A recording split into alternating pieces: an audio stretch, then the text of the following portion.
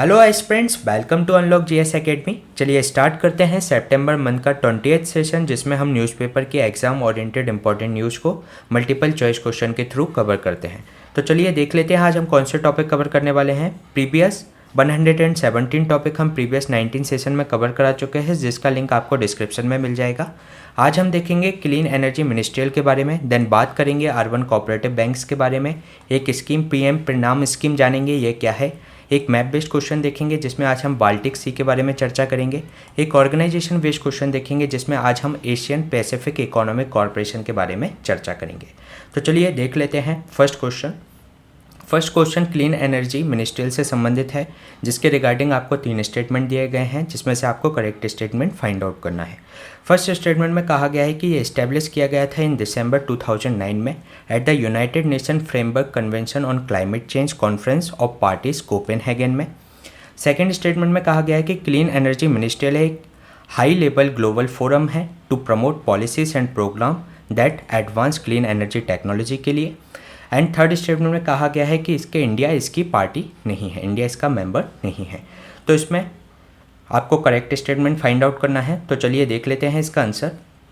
इसमें जो first statement में बात की गई है कि इसको इस्टेब्लिश किया गया था इन 2009 में, तो ये स्टेटमेंट करेक्ट है। इसको COP15 कोपेनहेगन के अंतर्गत इसको इस्टेब्लिश किया गया था। जो क्लीन एनर्जी मिनिस्ट्रियल एक हाई लेवल ग्लोबल फोरम है to promote policies and program, जो कि एडवांस क्लीन एनर्जी टेक्नोलॉजी के लिए, तो स्टेटमेंट भी करेक्ट है। लेकिन इंडिया की इसमें नॉट मेंबर की जो बात की गई है, ये स्टेटमेंट रॉन्ग है, क्योंकि इंडिया इसका मेंबर है। तो इसलिए जो इसका आंसर हो जाएगा 1 और 2 ओनली। चलिए जान लेते हैं अभी इसके रिसेंट कॉन्टेक्स्ट के बारे में। अभी इसकी जो जॉइंट मीटिंग आयोजित की जा रही है इन सेंट पीटर्सबर्ग यूएसए के अंतर्गत, किसकी, क्लीन एनर्जी मिनिस्ट्रियल, जिसकी जो 13th मीटिंग है। इसके अलावा मिशन इनोवेशन, उसकी ये 7th मीटिंग है। तो इन दोनों को आयोजित किया जा रहा है जॉइंटली इन सेंट पीटर्सबर्ग यूएसए के अंतर्गत 21 से 23 सितंबर के बीच में। इसके अलावा इससे पहले जो क्लीन एनर्जी मिनिस्ट्रियल की जो मीटिंग हुई थी, वह होस्ट की गई थी चिली के द्वारा 12th, जो कि वर्चुअली आयोजित की गई थी। इसके अलावा क्लीन एनर्जी मिनिस्ट्रियल के बारे में देख लेते हैं। ये इस्टेब्लिश किया गया था इन 2009 में इन COP15, जो आयोजित की जाती है United Nation Framework Convention on Climate change की जो कॉन्फ्रेंस ऑफ पार्टीज होती है प्रत्येक वर्ष, उसमें ये COP15 में इसको इस्टेब्लिश किया गया था। कहाँ पर हुई थी ये? कोपेनहेगन में हुई थी। इसके अलावा ये इसका जो फ्रेमवर्क है क्लीन एनर्जी मिनिस्ट्रियल का, ये एडॉप्ट किया गया क्लीन एनर्जी मिनिस्ट्रियल 7 के अंतर्गत, जो कि 2016 में आयोजित की गई थी। और इसमें इसके फ्रेमवर्क को अपनाया गया था। इसमें जो क्लीन एनर्जी मिनिस्ट्रियल से संबंधित जो गवर्नेंस है, उसका स्ट्रक्चर है, साथ ही उसकी outline the mission statement, objectives, memberships and guiding principles को इस फ्रेमवर्क में अपनाया गया। इसके अलावा ये एक हाई लेवल ग्लोबल फोरम है to promote policies and program that advance clean energy technology के लिए, जो शेयर करते हैं। ये इसके अंतर्गत जो मेंबर कंट्री हैं वह एक दूसरे से लेसन शेयर करते हैं, या यदि उन्होंने कोई बेस्ट प्रैक्टिस अपनी कंट्री में अपनाई है तो वह दूसरी कंट्री के साथ भी उसको शेयर करती है क्लीन एनर्जी से संबंधित। इसके अलावा इसका जो फोकस है 3 global climate and energy policies goals हैं इसके, जिसमें ये बात करती है improve energy efficiency worldwide के लिए, and then second enhance clean energy supply के लिए, थर्ड में एक्सपेंड क्लीन एनर्जी एक्सेस के लिए। अगर इसके मेंबर की हम बात करें तो इसमें अभी 29 कंट्री मेंबर हैं, जिसमें इंडिया भी एक मेंबर है। इसके अलावा हम मिशन इनोवेशन के बारे में भी देख लेते हैं। मिशन इनोवेशन, जिसकी अभी 7th जो मीटिंग आयोजित की जा रही है सेंट पीटर्सबर्ग में। मिशन इनोवेशन अनाउंस किया गया था 13 नवंबर 2015 में on the sideline of the Paris climate agreement to undertake ambitious major to the combat climate change के लिए। और जो COP21 हुआ था उसके अंतर्गत ही इसको साइडलाइन के रूप में इसको अपनाया गया था। ये ग्लोबल इनिशिएटिव है, किसका? 24 कंट्री और यूरोपियन यूनियन का, जो एक्सलेट करता है ग्लोबल क्लीन एनर्जी इनोवेशन को। इसमें जो कंट्री ने अपने कमिटमेंट किया गया है to seek double their clean energy innovation investment है, अगले 5 साल में उनको बढ़ाएंगे। किसके लिए? फॉर सिलेक्टेड प्रायोरिटीज़ एरियाज़ के लिए। इसके अलावा इसमें जो ईच मेंबर है उसका अपना प्रायोरिटीज़ होती हैं, पॉलिसीज़ होती हैं, प्रोसेस होती हैं, उसके अकॉर्डिंग वह उसमें इन्वेस्ट कर सकता है उस गोल को अचीव करने के लिए, जो कि डबलिंग जो गोल अचीव करने की जो बात की गई है इन द क्लीन एनर्जी के लिए। इसके अलावा इसमें जो शेयर्ड गोल है, अभी जो इनोवेशन को बढ़ावा देने के लिए ऑल मेंबर इस पर एग्रीड हुए हैं कि इसका जो सेकेंड फेज मिशन इनोवेशन 2.0 को स्टार्ट किया जाए, जो कि एक इनहेंस इनोवेशन प्लेटफॉर्म होगा, जो कि अभी जो करेंट एक्टिविटी चल रही है उसको स्ट्रेंथन करेगा, ग्लोबल एनर्जी इनोवेशंस इकोसिस्टम तैयार करने में ये मदद करेगा। इसके बाद हम देख लेते हैं second question. Second question urban cooperative bank से संबंधित है, जिसके रिगार्डिंग आपको 3 स्टेटमेंट दिए गए हैं। इसमें से आपको करेक्ट स्टेटमेंट फाइंड आउट करना है। फर्स्ट स्टेटमेंट में कहा गया है कि ये सुपरवाइज्ड एंड रेगुलेट किया जाता है बाय द लोकल बोर्ड, जो कि स्टेट गवर्नमेंट के द्वारा बनाए जाते हैं। सेकंड स्टेटमेंट में कहा गया है कि ये इशू कर सकते हैं equity share and the preferences share. And third statement में कहा गया है कि they were brought under the purview of the banking regulation act 1949 है, उसको अमेंडमेंट करके इन 1966 उसके परव्यू में लाया गया इनको, किसको, अर्बन कोऑपरेटिव बैंक्स को। तो इसमें आपको तीनों स्टेटमेंट दिए गए हैं, इसमें से आपको करेक्ट स्टेटमेंट फाइंड आउट करना है। तो चलिए देख लेते हैं इसका आंसर। इसमें जो फर्स्ट स्टेटमेंट की बात की गई है वह इसमें कहा गया है कि ये रेगुलेट किए जाते हैं बाय द लोकल बोर्ड, लेकिन ये रेगुलेट इनको अब आरबीआई के रेगुलेशन में ला दिया गया है सितंबर 2020 से, तो इसलिए ये स्टेटमेंट रॉन्ग हो जाता है। जबकि सेकंड स्टेटमेंट में जो बात की गई है कि ये इशू कर सकते हैं equity share and preference share, ये करेक्ट स्टेटमेंट है। और थर्ड स्टेटमेंट भी करेक्ट है कि इनको 1966 में बैंकिंग रेगुलेशन एक्ट 1949 में अमेंडमेंट करके इनके परव्यू में अर्बन कोऑपरेटिव बैंक्स को लाया गया था। तो इसका जो आंसर हो जाएगा 2 और 3 ओनली। चलिए जान लेते हैं इसके बारे में। यदि हम अभी रिसेंट कॉन्टेक्स्ट की बात करें अर्बन कोऑपरेटिव बैंक से संबंधित, तो रिजर्व बैंक ऑफ इंडिया ने अर्बन कोऑपरेटिव बैंक से कहा है कि जिनका डिपॉजिट 10,000 करोड़ से ज़्यादा है उनको अपॉइंट करना होगा एक चीफ कंप्लाइंस ऑफिसर को। कब से? अप्रैल 1, 2023 से। किसके लिए? इम्प्रूव कॉर्पोरेट गवर्नेंस के लिए। इसके अलावा देख लेते हैं कोऑपरेटिव बैंक्स होते क्या हैं। ये एक इंस्टीट्यूट होते हैं जो कि इस्टेब्लिश होते हैं on the cooperative basis to deal with the ordinary banking businesses, like जैसे अदर बैंक जो बिजनेस करते हैं उसी की तरह बिजनेस करने के लिए कोऑपरेटिव बैंक्स जो फाउंड होते हैं by collective funds through the shares accepting deposits and granting loans. जो इसके जो मेंबर होते हैं उनका ये कलेक्टिव एफर्ट्स होता है और ये कम्युनिटी ग्रुप की तरह एक काम करते हैं जो कि लोन को एक्सटेंड करते हैं to each other at a favourable terms. और ये रजिस्टर्ड होते हैं under the corporate society act, और यदि ये एक मल्टी स्टेट में है तो उसको रजिस्टर्ड कराना होता है multi state cooperative society act 2002 के अंतर्गत। इसके अलावा कोऑपरेटिव बैंक हैं गवर्न किए जाते हैं by the banking regulation act 1949 and जो बैंकिंग लॉ है कोऑपरेटिव सोसाइटी एक्ट 1955 के अंतर्गत। इसके अलावा इनके स्ट्रक्चर को देख लें तो कोऑपरेटिव जो क्रेडिट इंस्टीट्यूशन होते हैं ये 2 टाइप के होते हैं, अर्बन कोऑपरेटिव बैंक्स और रूरल कोऑपरेटिव क्रेडिट इंस्टीट्यूशंस। इसमें ये 2 टाइप के होते हैं जो कि शेड्यूल अर्बन कोऑपरेटिव बैंक्स और non schedule urban cooperative banks. इसमें ये कई स्टेट में है तो मल्टी स्टेट के रूप में, और यदि सिंगल स्टेट में है तो organised in a single state. इसका भी इसी तरीके से multi state and organised in a single state. इसके अलावा जो रूरल कोऑपरेटिव क्रेडिट इंस्टीट्यूशन होते हैं ये 2 टाइप के होते हैं, short term and long term के लिए। शॉर्ट टर्म में आपके आ जाते हैं state cooperative banks, district central cooperative bank, और जो रूरल एरिया में होती हैं प्राइमरी एग्रीकल्चर क्रेडिट सोसाइटी, जिनको हम पैक्स के नाम से जानते हैं। इसके अलावा लॉन्ग टर्म के लिए state cooperative agriculture and rural cooperative banks and primary cooperative agriculture and rural cooperative bank. तो ये कोऑपरेटिव बैंक का स्ट्रक्चर है। इसके बाद हम देख लेते हैं अभी इसमें 2020 सितंबर में कुछ चेंज किए गए थे उसके बारे में। अभी बैंकिंग रेगुलेशन एक्ट को जिसको अप्रूव किया गया पार्लियामेंट के द्वारा, जिसमें डायरेक्ट सुपरविजन में ला दिया गया है कोऑपरेटिव अर्बन कोऑपरेटिव बैंक्स को, किसके? आरबीआई के।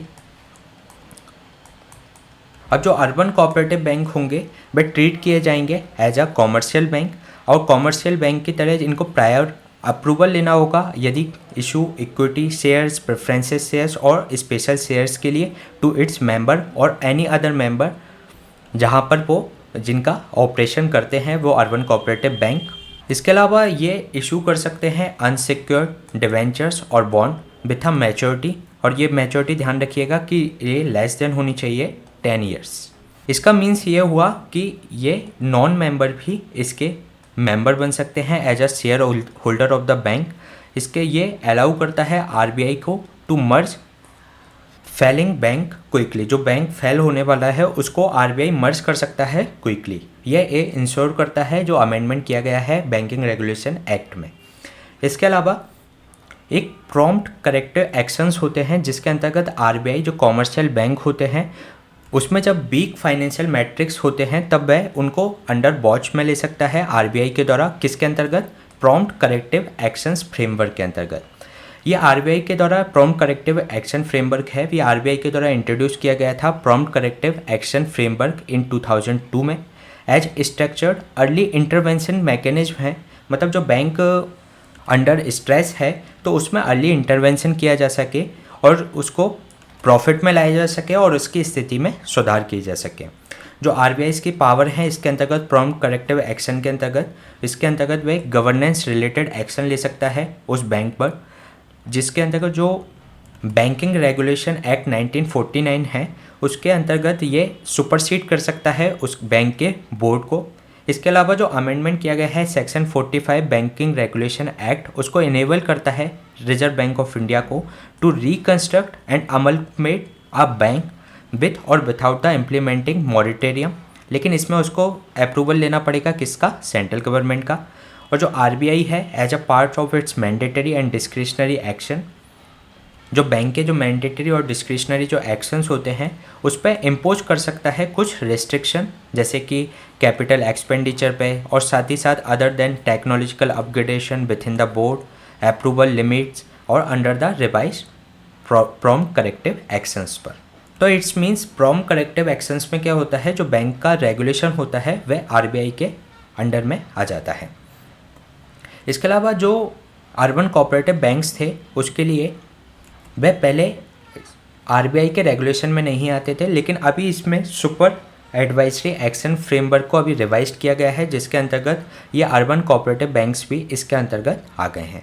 जो अर्बन कोऑपरेटिव बैंक है यदि वे रिस्ट्रिक्शन लगा दी जाएंगी, यदि वह इन पैरामीटर्स, जो पैरामीटर्स नीचे दिए गए हैं उन पर खराब प्रदर्शन करता है, तो जैसे कि उसका नेट जो नॉन परफॉर्मिंग एसेट है वो 6% से ज़्यादा हो जाए। इसके अलावा उसके लॉसेस हैं वो 2 कॉन्सिक्यूटिव फाइनेंशियल ईयर में वे लॉस में रहा हो बैलेंस शीट के। इसके अलावा जो कैपिटल एडुकेसी रेशियो है वे फॉल्स हो जाए बिलो द 9%। इसके अलावा कोई गवर्नेंस रिलेटेड इशू है बैंक के अंतर्गत तो उस समय पर भी आरबीआई उस पर एक्शन ले सकता है। इसके अलावा देख लेते हैं नॉन परफॉर्मिंग एसेट्स क्या होता है। नॉन परफॉर्मिंग एसेट्स ऐसे बैंक के एसेट जो कि परफॉर्म नहीं कर पा रहे हैं, जैसे कि किसी के पास बैंक का लोन है जो कि एक तरीके से बैंक के एसेट्स के रूप में काम करता है, तो वह पर्सन डिले करता है या मतलब चुकाने में असमर्थ होता है, किसको? इंटरेस्ट को या उसका जो प्रिंसिपल अमाउंट है। तो इस तरीके के एसेट्स को क्या कहा जाता है? नॉन परफॉर्मिंग एसेट्स कहा जाता है। इसके अलावा जो कैपिटल एडुकेसी रेशियो के बारे में भी देख लेते हैं। कैपिटल एडुकेसी रेशियो ये रेशियो होता है किसका? जो बैंक की कैपिटल है, जो बैंक के पास जो कैपिटल है और उसके पास जो रिस्क बेटेड एसेट्स हैं उनके बीच में, रिस्क बेटेड एसेट्स हैं उसके बीच में। ये बैंक की एबिलिटी को रिप्रेजेंट करता है कि अगर फ्यूचर में अगर किसी तरीके का लॉस होता है बैंक को तो वह उस लाइबिलिटी को पे कर सकता है कि नहीं कर सकता, तो उसको ये कैपिटल एडुकेसी के रेशियो के रूप में रिप्रेजेंट किया जाता है। यदि बैंक के पास अगर कैपिटल एडुकेसी रेशियो उसका ज़्यादा है तो bank has a sufficient capital to absorb the losses. अगर फ्यूचर में किसी तरीके के लॉसेस होते हैं तो उसको वह सफिशिएंट कैपेबिलिटी है उसके पास कि वह उसको एब्जॉर्ब कर सके। इसके बाद हम देख लेते हैं जो अर्बन कोऑपरेटिव बैंक्स को जो आरबीआई के सुपरविजन में लाया गया है उसमें क्या पॉसिबल रेस्ट्रिक्शंस इनके ऊपर लगाई जा सकती है। जो अर्बन कोऑपरेटिव बैंक से आरबीआई कह सकता है कि वह अपने बोर्ड जो अप्रूवल एक्शन प्लान है टू फ्यूचर के लिए टू एनपीओ को 6% से कम लाने पर उसके बारे में वह उसको रिपोर्ट सबमिट करे। सेकंड में कहा गया है कि जो बोर्ड है वो अर्बन कोऑपरेटिव बैंक का वह रिपोर्ट सबमिट करेगा आरबीआई को क्वार्टरली और मंथली बेसिस। इसके अलावा आरबीआई इन पर रेस्ट्रिक्शंस भी लगा जा सकता है किसी तरीके के डिक्लेरेशन और पेमेंट और डिविडेंड पर। साथ ही साथ आरबीआई एक बोर्ड अप्रूवल प्रपोजल भी दे सकता है for merging the urban cooperative bank with another bank, converting itself into a credit society, यदि इसका जो कैपिटल एडिक्वेसी रेशियो है अगर 9% से भी बिलो चला जाता है तो। इसके अलावा जो आरबीआई है कंसीडर कर सकता है, उनको शो कोज नोटिस दे सकता है for cancellation of banking licence, bank continue normal functioning अगर नहीं चलाई जा सकती उस बैंक में तो। ये था हमारा अर्बन कोऑपरेटिव बैंक से संबंधित क्वेश्चन। तो चलिए चलते हैं नेक्स्ट क्वेश्चन पे। नेक्स्ट क्वेश्चन प्रणाम स्कीम से संबंधित है, जिसमें आपके सामने 3 स्टेटमेंट दिए गए हैं, जिसमें से आपको करेक्ट स्टेटमेंट फाइंड आउट करना है। पीएम प्रणाम स्कीम, प्रणाम का मीन्स है promotion of alternate nutrients for agriculture management योजना, यानी कि स्कीम। फर्स्ट स्टेटमेंट में कहा गया है कि जो पीएम प्रणाम है ये प्लान है to reduce the use of chemical fertiliser by incentivising the states. And second statement में कहा गया है कि ये स्कीम ये सेपरेट इसके लिए बजट है। सेकेंड स्टेटमेंट में कहा गया है अलॉट किया गया है इसके लिए सेपरेट बजट। थर्ड स्टेटमेंट में कहा गया है कि जो 50% ऑफ द सब्सिडी सेविंग है ये पास की जाएगी on a grant to the states for save the money, जो भी जो सब्सिडी से जो पैसा बचेगा वो ग्रांट के रूप में दे दिया जाएगा 50% टू द स्टेट। तो इसमें आपको करेक्ट स्टेटमेंट इसमें फाइंड आउट करना है।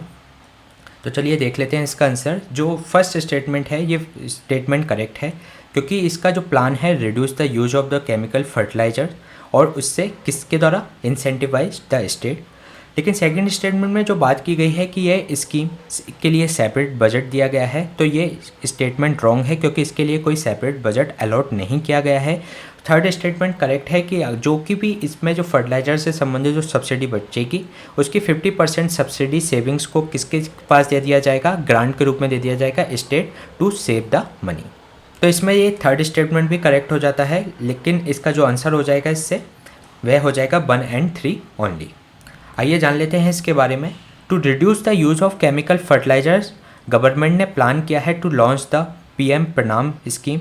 इसका मीन्स है promotion of alternate nutrients for the agriculture management योजना स्कीम।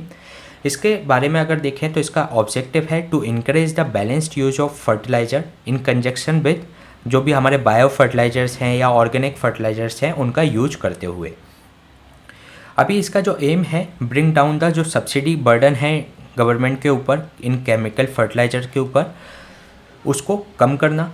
और जो अभी देखा जाए तो 2023 के लिए जो एस्टिमेट जो फर्टिलाइजर सब्सिडी है वो 2.25 लाख करोड़ हो चुकी है, जो कि प्रीवियस में कितनी थी 1.62 लाख करोड़, जो कि 39% हायर है पिछले फाइनेंशियल ईयर से। इसके अलावा हम इसके फीचर्स के बारे में देख लेते हैं, इस स्कीम ने क्या फीचर्स प्रपोज किए हैं। यह स्कीम है, इसके लिए कोई सेपरेट बजट एलोकेट नहीं किया गया है, बल्कि इसको फाइनेंस किया जाएगा जो भी जो फर्टिलाइजर्स अभी के लिए सब्सिडी दी जा रही है उससे जो सेविंग होगी उससे इसको बजट किया जाएगा। और ये जो स्कीम चलाई जा रही है by the department of fertiliser के द्वारा। और जो इसमें जो 50% ऑफ सब्सिडी होगी वह सेविंग जो सब्सिडी सेविंग होगी फर्टिलाइजर से संबंधित उसको पास कर दिया जाएगा on a grant to the state to the save the money. इसमें जो 50% जो सेविंग्स है वो ग्रांट के रूप में दी जाएगी, उसमें से भी 70% और 30% 70% वो सब्सिडी को दिया जाएगा for asset creation related to technological adoption किया गया है स्टेट के द्वारा, या अल्टरनेट फर्टिलाइजर कोई अपनाया गया है, या अल्टरनेट फर्टिलाइजर प्रोडक्शन किया जा रहा है at the village block and district level पे। साथ ही साथ जो रिमेनिंग जो 30% होगा वह क्या किया जाएगा, 30% grant money can be use for rewarding the encourage जो फार्मर्स हैं या पंचायत से हैं किसने अच्छा काम किया है, या फार्मर प्रोड्यूसर ऑर्गेनाइजेशन हैं, सेल्फ हेल्प ग्रुप हैं, उनको इसके अंतर्गत इनकरेज किया जाएगा उनको रिवॉर्ड करके, जिससे कि वह फर्टिलाइज़र केमिकल फर्टिलाइज़र के यूज को आगे भी कम कर सकें। इसके अलावा जो कैलकुलेशन है for reducing the chemical fertiliser वो कैसे देखी जाएगी, जो यूज ऑफ यूरिया है इस ईयर में वह कंपेयर किया जाएगा जो एवरेज कंजप्शन हुआ था यूरिया का लास्ट 3 ईयर में, उससे कंपेयर करके देखा जाएगा कि ये कम हुआ है या ज़्यादा हुआ है। इसके अलावा इसका जो पर्पज़ है डेटा जो अवेलेबल होगा वह किस पे होगा, फर्टिलाइज़र मिनिस्ट्री का एक डैशबोर्ड है किस पर, इंटीग्रेटेड फर्टिलाइज़र मैनेजमेंट सिस्टम, इस पर ये जो डेटा इस पर पब्लिश किया जाता रहेगा। इसके अलावा जो प्रेजेंट स्टेटस अगर हम फर्टिलाइज़र यूज का देखें इन इंडिया, तो जो एक्सपेंडिचर होता है फर्टिलाइज़र सब्सिडी पर वो 2022 में कितना हो गया है 2.25 लाख करोड़, जो कि पिछले साल से 39% ज़्यादा है। इसमें जो 4 फर्टिलाइजर सब्सिडी दी जाती हैं, जिसमें urea, di ammonium phosphate and muriate of potash and nitrogen phosphorus and potassium शामिल है। इसमें जो अभी इंक्रीज हुआ है वह हो गया है 21%। 22 में ये 21% इंक्रीज हुआ है, कब से 2017-18 से। और जो सबसे ज़्यादा मैक्सिमम जो इंक्रीज हुआ है वह हुआ है आपका डाई अमोनिया फॉस्फेट के अंतर्गत, जो कितना हुआ है 20.44%। इसके अलावा जो यूरिया है उसमें भी जो मोस्ट फर्टिलाइज़र जो कंट्री के अंदर यूज किया जाता है उसमें भी इंक्रीज हुआ है, वो हुआ है 19.64। यदि इसके हम स्टैटिस्टिक्स के बारे में देखें तो ये 17-18 और 21 इस पे कंपेयर किया गया है। ये 17-18 का डेटा है और ये है आपका 21-22 का। जो यूरिया में हुआ है 19.64% और ये हुआ है डाई अमोनियम फॉस्फेट में 20.44%। तो आपको ये याद रखना है कि डाई अमोनियम फॉस्फेट में सबसे ज़्यादा इंक्रीमेंट हुआ है। इसके अलावा जो अदर रिलेटेड, ये तो पीएम परिणाम स्कीम के बारे में हो गया। इसके अलावा भी क्या स्कीम चल रही हैं कि केमिकल फर्टिलाइज़र को जो सब्सिडी है उसको कम किया जा सके। तो एक डायरेक्ट बेनिफिट ट्रांसफ़र यूज किया गया था 2016 में, जिसमें 100% सब्सिडी किसको दी जाती है, जो फर्टिलाइज़र ग्रेड्स जो कंपनियां हैं उनको दी जाती है for sales made by the retailers to the beneficiaries. जो कंपनियां सेल करती हैं बेनिफिशरीज को, उसके हिसाब से उनको 100% सब्सिडी उनके अकाउंट में ट्रांसफ़र कर दी जाती है। इसके अलावा इसमें इनकॉर्पोरेट किया गया था न्यू न्यूट्रिएंट्स को भी, जो गवर्नमेंट ने इनकॉर्पोरेट किया new nutrients like a nano urea और and a bio stimulus in the fertiliser control order है 1985 FCO उसके अंतर्गत। इसके अलावा 2016 में ही इसमें नीम कोटेड यूरिया को भी अपनाया गया। जो डिपार्टमेंट ऑफ फर्टिलाइजर है उसने मैंडेटरी कर दिया ऑल द जो डोमेस्टिक प्रोड्यूसर हैं कि वे प्रोड्यूस करेंगे 100% यूरिया, कैसे, नीम कोटेड यूरिया के रूप में। इसका बेनिफिट क्या होगा, इसका बेनिफिट होगा कि इम्प्रूव करेगा सॉइल हेल्थ को। इसके अलावा रिडक्शन करेगा जो प्लांट प्रोडक्शन जो केमिकल हैं उनके यूज को। इसके जो पेस्ट एंड डिसीज अटैक को भी कम करेगा और इंक्रीज करेगा yield of paddy, sugar cane, maize, soybean, tur and red grams के प्रोडक्शन को। इसके अलावा अभी न्यू यूरिया पॉलिसी भी लेकर आए थे 2015 में। इसके जो ऑब्जेक्टिव्स थे उनके बारे में देख लेते हैं। To maximise the indigenous urea production, to promote energy efficiency in the urea unit के अंतर्गत जो एनर्जी एफिशिएंसी को प्रमोट करना, और साथ ही साथ रैशनलाइज करना the subsidy burden on the government of India पर जो है उसको धीरे धीरे रैशनलाइज करना। तो ये था हमारा पीएम परिणाम स्कीम के बारे में। तो चलिए चलते हैं नेक्स्ट क्वेश्चन। नेक्स्ट क्वेश्चन एक मैप बेस्ड क्वेश्चन है जिसमें बाल्टिक सी से रिलेटेड 2 स्टेटमेंट दिए गए हैं, जिसमें से आपको करेक्ट स्टेटमेंट फाइंड आउट करना है। फर्स्ट स्टेटमेंट में कहा गया है कि बाल्टिक सी है सेपरेट करता है Italian peninsula and the Balkan peninsula को। सेकेंड स्टेटमेंट में कहा गया है कि जो बाल्टिक सी है वह एक largest body of the brackish water है इन द वर्ल्ड। तो इसमें से आपको करेक्ट स्टेटमेंट फाइंड आउट करना है। तो चलिए देख लेते हैं इसका आंसर। इसमें जो फर्स्ट स्टेटमेंट दिया गया है ये रॉन्ग स्टेटमेंट है, क्योंकि जो इटालियन पेनिनसुला को बाल्कन पेनिनसुला से जो अलग करता है वह बाल्टिक सी नहीं, वो बल्कि कौन सा करता है, एड्रियाटिक सी।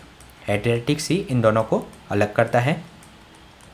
इसके अलावा जो सेकंड स्टेटमेंट में कहा गया है कि जो बाल्टिक सी है एक लार्जेस्ट वाटर बॉडी है, ब्रैकिश वाटर बॉडी है इन द वर्ल्ड, तो ये करेक्ट स्टेटमेंट है। तो इसलिए इसका जो आंसर हो जाएगा B2 ओनली। इसलिए जान लेते हैं इसके बारे में अदर फैक्ट्स। जो बाल्टिक सी है एक आर्म है किसका, नॉर्थ अटलांटिक ओशियन में, जो कि बाउंड करता है किससे, Scandinavian Peninsula in the mainland of the northern Europe and eastern Europe and central Europe and Danish island से। कौन कौन से ये बाउंड करता है, Scandinavian Peninsula, mainland of the northern Europe, eastern Europe, central Europe and Danish island से। इसके अलावा जो बाल्टिक सी है आर्टिफिशियली जो लिंक्ड है करता है किसको, बाइट सी की जो बाइट सी कैनाल है और जो नॉर्थ सी में जो कील कैनाल है, इन दोनों को एक दूसरे से। और ये इंक्लूड करता है कि क्या क्या है इसमें, गल्फ ऑफ बोतानिया है, बे ऑफ बोतानिया है एंड गल्फ ऑफ फिनलैंड है, गल्फ ऑफ रीगा है, गल्फ ऑफ डांस्क है। इसमें जो लार्जेस्ट एक्सपेंस अगर बात करें तो जो लार्जेस्ट ब्रैकिश वाटर बॉडी है इन द वर्ल्ड। मैप पे अगर हम इसकी लोकेशन देखें, ये है आपका बाल्टिक सी, ये यहाँ पे आपको गल्फ ऑफ बोतानिया, इसके अलावा Gulf of Finland, Gulf of Riga Gulf of Gdansk and इसके अलावा ये यहाँ पर जो नॉर्थ सी में कील कैनाल है और यहाँ पर व्हाइट सी में आपका एक व्हाइट कैनाल है, इन दोनों को लिंक करने का भी काम करती है। इसके अगर हम बाउंड्रिंग कंट्री के बारे में देखें तो 9 कंट्रीज से बाउंड्री लगाती हैं, जिसमें आपका Norway, Sweden, Finland, Estonia, Latvia, Lithuania, Russia, Poland and Germany and ये आपका डेनमार्क। ये 9 कंट्री इसकी बाउंड्रिंग कंट्री हैं। इसके अलावा इनकी बाउंड्रिंग कंट्री हैं उसके लिए हम ट्रिक देख लेते हैं। इसमें जो बाउंड्रिंग कंट्री है उसके लिए आप याद कर सकते हैं रूट, जर्मनी, सेल, Poland and Finland. R U से रशिया, डी से Denmark, Germany, Sweden, Estonia, Latvia, Lithuania, Poland and Finland. या आप इस ट्रिक से भी इनको इसकी बाउंड्रिंग कंट्रीज़ को याद कर सकते हैं। ये था मैप बेस्ड क्वेश्चन हमारा बाल्टिक सी पे। चलिए चलते हैं नेक्स्ट क्वेश्चन। ये एक ऑर्गेनाइजेशन बेस्ड क्वेश्चन है जिसमें आज हम एशियन पैसिफिक इकोनॉमिक कॉरपोरेशन से संबंधित क्वेश्चन डिस्कस करेंगे। इसमें फर्स्ट स्टेटमेंट में कहा गया है कि एपेक है एक रीजनल इकोनॉमिक फोरम है जो कि इस्टेब्लिश हुआ था इन 1989 में। जो एपेक लीडर है इन्होंने एडॉप्ट किया है पुत्राजाया विजन टू 2040 टू रिप्लेस किया है बागोर गोल्स को। थर्ड स्टेटमेंट में कहा गया है कि एपेक होस्ट कंट्री है इन 21, कौन है? न्यूजीलैंड। तो इसमें आपको करेक्ट स्टेटमेंट फाइंड आउट करना है। तो चलिए देख लेते हैं इसका आंसर। इसमें जो फर्स्ट स्टेटमेंट में जो बात की गई है कि ये इस्टेब्लिश किया गया था इन 1989, ये करेक्ट स्टेटमेंट है। अभी जो एपेक लीडर की जो 2020 में जो सबमिट हुई थी उसमें पुत्रजाया विजन 2040 को अपनाया गया, जो कि रिप्लेस करता है जो बॉगोट गोल्स थे 2020 तक, उनको रिप्लेस करने का ही इसने काम किया। इसके अलावा जो थर्ड है इसमें जो होस्ट कंट्री थी 2021 में वह थी न्यूजीलैंड। तो इसमें जो तीनों ही स्टेटमेंट इसके करेक्ट हैं, तो इसलिए इसका जो आंसर हो जाएगा डी 1, 2 एंड 3।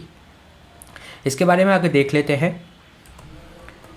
इसमें जो एपेक के जो की पॉइंट्स देखते हैं, एपेक 2021 को होस्ट किया था न्यूजीलैंड के द्वारा और एपेक 2020 को होस्ट कंट्री थी मलेशिया, जो कि कोलालमपुर डिक्लेरेशन इसके अंतर्गत आया था।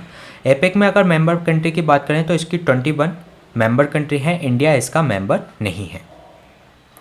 इसमें जो 12 फाउंडिंग मेंबर्स थे एपेक के, जो कब इस्टेब्लिश हुआ था 1989 में, लेकिन 1998 में इसकी फुल मेंबरशिप एक्सटेंड की गई किसके लिए? टोटल 21 कंट्रीज़ के लिए।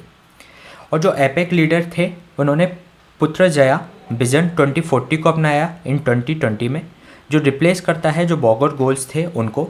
इसमें इन्होंने कहा कि our vision is an open, dynamic, resilient and peaceful Asia Pacific community by 2040 for the prosperity for all our people and future generation. इसमें जो पुत्रजाया जो विज़न है वो 2040 तक के लिए है। इसके अलावा पहले था बोगोर गोल्स, इसके पहले जो पुत्रजाया विजन से पहले थे बोगोर गोल्स। ये एक टारगेट्स थे for goals for free and open trade in the Asia Pacific region के लिए। इनको कब अपनाया गया था? इनको अपनाया गया था 1994 में। कहाँ पर? बोगोर, इंडोनेशिया की एक सिटी है, वहाँ पर इसको अपनाया गया था। इसमें जो गोल्स रखे गए थे 2010 तक के लिए रखे गए थे डेवलपिंग कंट्रीज़ के लिए, और 2020 तक के लिए जो गोल थे वह थे डेवलपिंग नेशंस के लिए। तो ये थे डेवलपिंग नेशंस के लिए और ये थे डेवलप्ड नेशन के लिए, डेवलप्ड नेशन। इसके अलावा इंडिया इसका मेंबर नहीं है। इंडिया ने इसमें रिक्वेस्ट किया था मेंबरशिप के लिए इन एपेक, और जो इनिशियल सपोर्ट आया था किसने दिया था? United states, Japan, Australia and Papua New Guinea ने भारत के लिए। और साथ ही साथ जो ऑफिशियल ने डिसाइड किया कि अभी not to allow the India to join. इसका रीज़न क्या यह है कि इंडिया जो पैसिफिक ओशन है उससे बॉर्डर शेयर नहीं करता, इसलिए इंडिया को इसमें अलाउ नहीं किया गया। लेकिन इंडिया को इनवाइट किया गया as an observer for the first time. कब किया गया? नवंबर 2011 में किया गया। इंडिया को इसका ज्वाइन होने के पीछे कारण क्या है कि इंडिया को इसको ज्वाइन करना चाहिए? वह है कि India will be more integrated हो जाएगा विद द ग्लोबल इकोनॉमी के साथ, और जो कि एपेक इकोनॉमी कंस्टिट्यूट करती है important trading block in the world. इसके अलावा जो हेल्प करेगा इंडिया को बार्गेन एंड नेगोशिएट करने में a better deal with the country of Asia Pacific region के साथ। इसके अगर मेंबर्स कंट्री की बात करें तो इसमें अभी 21 मेंबर्स हैं जो कि वह कंट्री हैं जो कि पैसिफिक ओशियंस को टच करती हैं, जिसमें आपका USA, Russia, Australia, Brunei, Canada, ये सारी कंट्रियाँ, इसमें चाइना भी इसका मेंबर है। तो ये था हमारा एशियन पैसिफिक इकोनॉमिक कॉरपोरेशन से संबंधित एक क्वेश्चन। इसी तरीके के सेशन हम आपके बीच में लाते रहेंगे। Please stay tuned and subscribe the unlock GS academy. Thank you.